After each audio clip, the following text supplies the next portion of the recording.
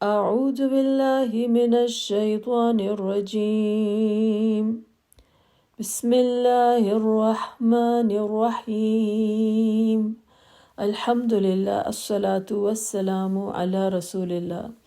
سورہ فاتر میں اللہ سبحانہ وتعالیٰ فرماتے ہیں ما یفتح اللہ للناس من رحمت فلا ممسک لها وما يمسك فلا مرسل له من بعده وهو العزیز الحکیم. اللہ تعالیٰ جو رحمت لوگوں کے لیے کھول دے سو اس کا کوئی بند کرنے والا نہیں، اور جس کو بند کر دے سو اس کے بعد اس کا کوئی جاری کرنے والا نہیں، اور وہی غالب حکمت والا ہے. یعنی اللہ سبحانہ وتعالیٰ جب کوئی رحمت کا دروازہ کسی کے لیے کھول دیتے ہیں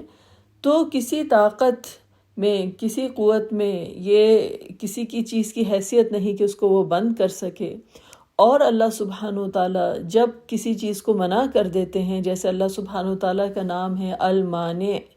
کہ وہ منع کرنے والا ہے، تو پھر کوئی نہیں کہ جو اس دروازے کو کھول سکے. تو یہ اللہ سبحانہ وتعالیٰ کا نام ہے المانع، اور اللہ سبحانہ وتعالیٰ کا نام المعطی بھی ہے، یعنی عطا کرنے والا بھی. منع کرنے کو آئے تو اللہ تعالیٰ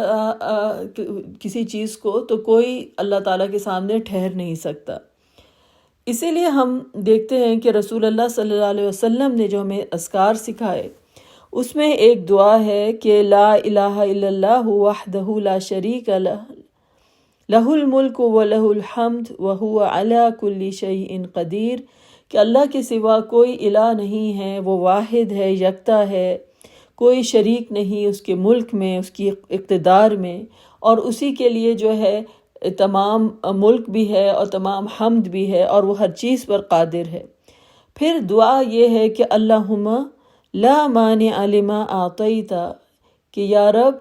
کوئی منع نہیں کر سکتا اگر آپ عطا کرنے کو آئیں، ولا معطی لما منعت، اور کوئی عطا نہیں کرنے والا اگر آپ کسی چیز کو منع کر دیں، ولا ينفع ذا الجد منک الجد، اور کسی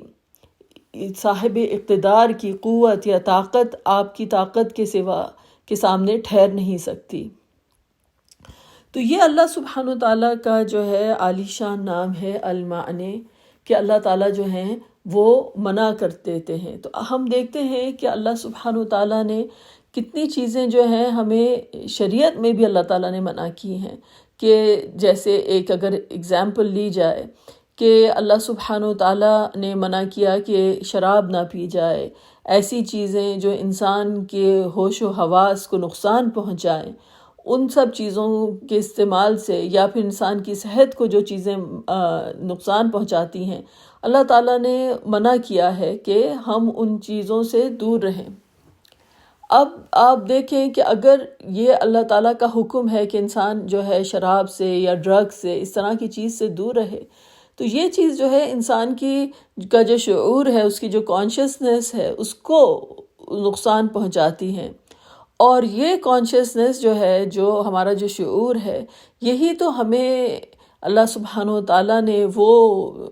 ایک نعمت عطا کی ہے کہ جس کے ذریعے سے ہمیں احساس ہوتا ہے، ہر چیز کو ہم پہچانتے ہیں. انسان کا شعور ہی تو ہے جو انسان کو احساس دلاتا ہے کہ لا الہ الا اللہ، کہ اللہ کے سوا جو ہے کوئی الہ نہیں ہے. انسان اگر جو ہے اپنے شعور کو کھو بیٹھے، جو اتنی بڑی نعمت ہے جو اللہ تعالیٰ نے انسان کو عطا کی ہے، اس کو نقصان پہنچائے، تو یہ انسان کا ہی اپنا سب سے بڑا جو ہے وہ نقصان ہے. کیونکہ اللہ سبحانہ وتعالیٰ کی ذات تو بے نیاز ہے. تو اللہ تعالیٰ کے جو بھی احکامات ہیں کہ جہاں اللہ تعالیٰ نے ہمیں کسی چیز سے منع کیا ہے تو وہ ہمارے فائدے کے لیے ہے. اگر غیبت سے منع کیا گیا ہے تو ایک ہمیں اس چیز سے بچایا گیا ہے کہ ہم دوسرے مسلمانوں کی جو عزت ہے اس کو اللہ سبحانہ وتعالیٰ نے محفوظ کیا ہے کہ اس کو تم جو ہے اچھالتے نہ پھرو. تو یہ اللہ تعالیٰ کی شریعت کے احکامات ہیں۔ اور پھر ہم دیکھتے ہیں کہ جا بجا کہ اللہ تعالیٰ جس چیز سے منع کرتے ہیں اس میں ہمارا فائدہ ہے، کیونکہ جیسے آیت میں بھی آتا ہے کہ اللہ سبحانہ تعالیٰ غالب ہے اور وہ بہت حکمت والا ہے۔ یعنی اللہ تعالیٰ جب دینے پر آتے ہیں، وہ آیت جو ہم نے پڑھی تھی، ما یفتح اللہ للناس من رحمت فلا ممسک لہا،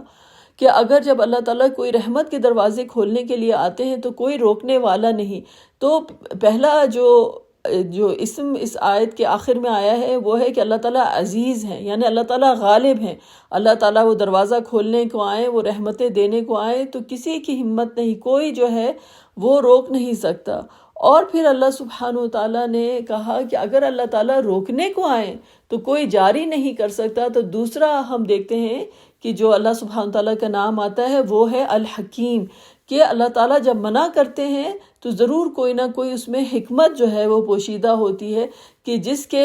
کس کی وجہ سے جو ہے وہ چیز منع کی جا رہی ہے۔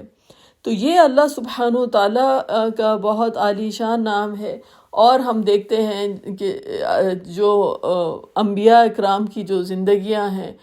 ابراہیم علیہ السلام کا جب اللہ تعالیٰ پر ایمان تھا اور توکل تھا تو ان کو جب آگ میں بھی پھینکا گیا تو وہ آگ جو تھی وہ ٹھنڈی ہو گئی، اور اللہ تعالیٰ کا حکم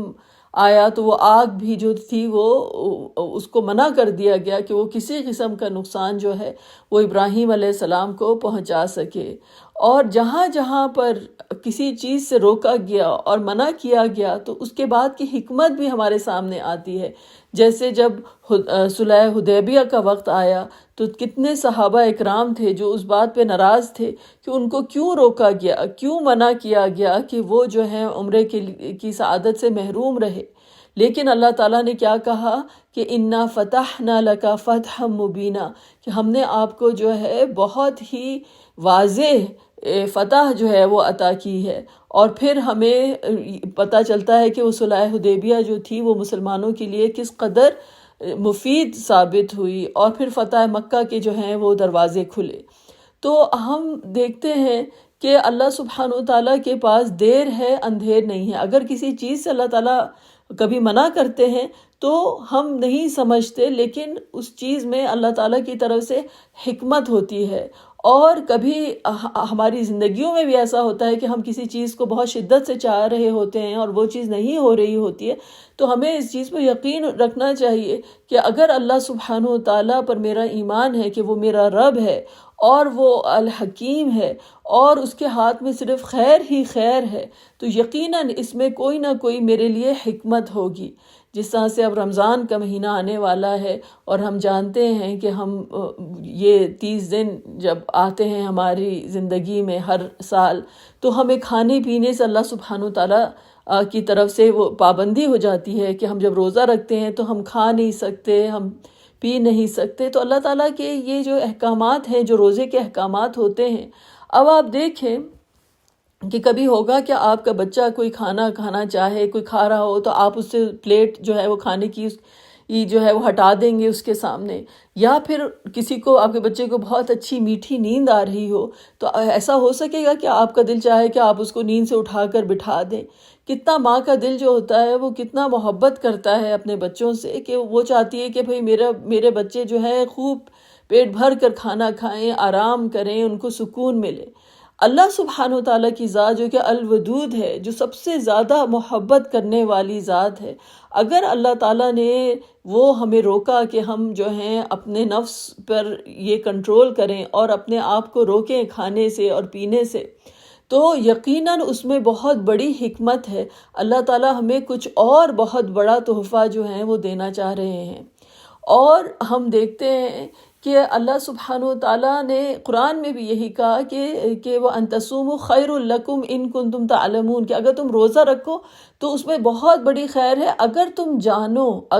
جانو، یعنی کہ ہمارا علم محدود ہے، ہم نہیں جانتے کہ اس روزہ رکھنے میں ہمارے لیے کس قدر فضائل ہیں، کس قدر فوائد ہیں۔ آج سائنس کی ریسرچ میں جہاں انٹرمیٹنٹ فاسٹنگ کے اتنے بینیفٹس اور اتنے آپ کو چیزیں بتائی جاتی ہیں، قرآن میں یہ بات کتنے پہلے بتا دی گئی تھی کہ روزہ رکھنے میں تمہارے لیے کتنے فوائد موجود ہیں، اور اللہ سبحانہ و تعالیٰ جب ہم سے یہ جو ہماری جو کھانا پینا ہے، یہ چند دنوں کے لیے یہ ہم پر یہ پابندی ہوتی ہے کہ کچھ گھنٹے ہم نہ کھائیں اور نہ پئیں،